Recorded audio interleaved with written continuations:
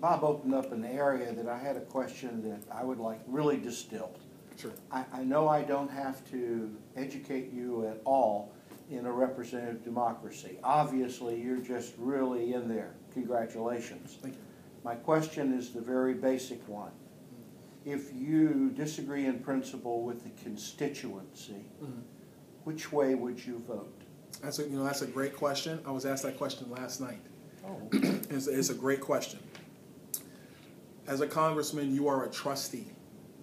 You have a fiduciary responsibility to the citizens of your district, to all American citizens, and to all future Americans who you will never see. That's why you have to pledge allegiance. That's why you have to uphold the Constitution. And so if the citizens of Southwest Florida want me to vote on something that is unconstitutional, I can't vote for that bill, because I have a fiduciary responsibility to the posterity of all Americans to uphold the Constitution. That's where as long as the citizens of our district are in line with the Constitution, I will be voting along their lines. But if they are not, then I cannot. Under the oath you take as a congressman. And honestly, if the district has a problem with that, they have to find another congressman. So, if I understand the answer Sure. in short form, if the opinion of the constituency in your mind is unlawful, unconstitutional, Yes. you certainly would vote against it. Yes. But in all circumstances where it is lawful, you would not vote your conscience regardless, you would vote the will of the constituency. Is that what I'm hearing? Yes, for the most part. Okay. Of course, there are other things. There are policy issues that I bring up that I talk about all the time, whether it be regards to birthright citizenship, making adjustments to that, my view on changing the tax code completely and going to the fair tax. Pardon me, are those exceptions to your answer? Yes, because I think the fair tax is going to be crucial going forward. So the answer is not you would always vote the will of the constituency. In most regards, yes, I would. However, there are things that I propose in my platform that I will be fighting for in Washington, D.C., and it's going to be important that the constituency understands that. The clarification I'm looking for Sure. is those things in your platform that you advocate. Yes. If they're not the will of your constituency, will you vote as you advocate, or will you vote in opposition to your principle and vote the will of the constituency? Just a simple answer. I'm going to vote according to the things that I put forward in my platform. And I will also vote in line with the constituency, of course, as long as they align. I think I'm being clear. Maybe I'm not. No, but if they don't align, I'm just looking for Sure. a very simple answer. Do you believe in voting against the will of the constituency when you believe a principle is at stake for what you stand for? Do I believe in voting? Counter to the will of the constituency. I will always vote with my constituency as long as they are constitutional, and as long as they understand the things that I'm purporting to do for them in Congress. If those things are always in line, then I will vote with them. Absolutely. Well, give me the antithesis of that then. If they're not in line, what? If they're not in line with the things that I'm proposing as a congressman, and also the things that go along with the Constitution? That are provided for in the Constitution. Yeah, if it's not provided in the Constitution, and it also evades the things that I'm proposing in this campaign, then yes, I'll vote against the constituency. I apologize, I'm not getting anywhere. Thank you. No problem. Let me switch to an issue of the Constitution related to taxation. Yes. The Constitution gives the legislature, the Congress, the power to levy taxes, but several congressmen in the past have taken a pledge not to raise taxes whatsoever. Tell us, what pledges have you taken, whether it's a anti-tax pledge or so forth? Tell us about that, and what kind of pledges would you or would you not accept making?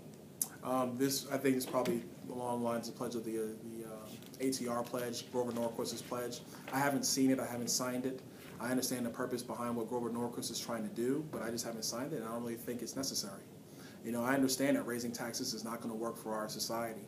If you look back at tax rates going back to 1960, no matter what the tax rates are, the government receives 18% of the gross domestic product in revenue. Year over year, it's about 18%. So raising taxes does not increase government revenue. What increases government revenue is growing the economy. And so that'll be my focus. That's why I'm a supporter of the fair tax. I don't know what Grover Norquist's idea is to the fair tax, but I'm going to be supporting that.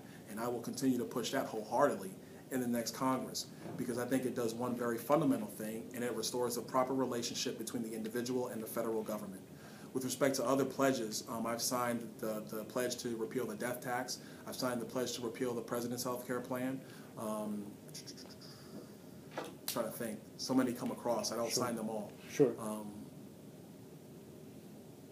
I think those are the two, but I'll have to go back and check on the others. But I don't sign pledges just for the sake of signing pledges, because if I'll sign a pledge, if it goes along with my vision for what I think is America's future, and I've documented that. Did you sign a pledge to reduce spending?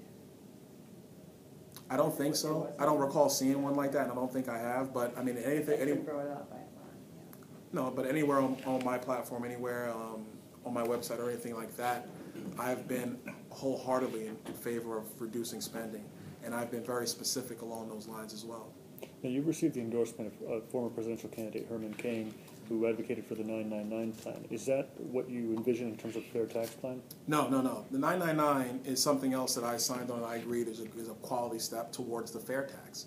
The 999 plan is just that. It's a bridge, and that's how Herman Cain envisioned it as well.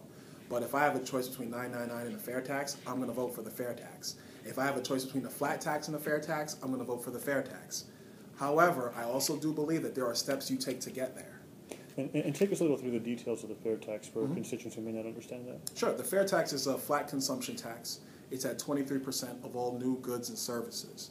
Right now, the average American gets taxed probably 20% in withholdings, whether it be the withholding tax itself, payroll taxes like Social Security and FICA, the other half of Social Security that the employer bears.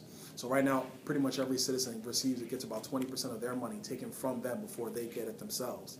The fair tax eliminates all of those withholding taxes.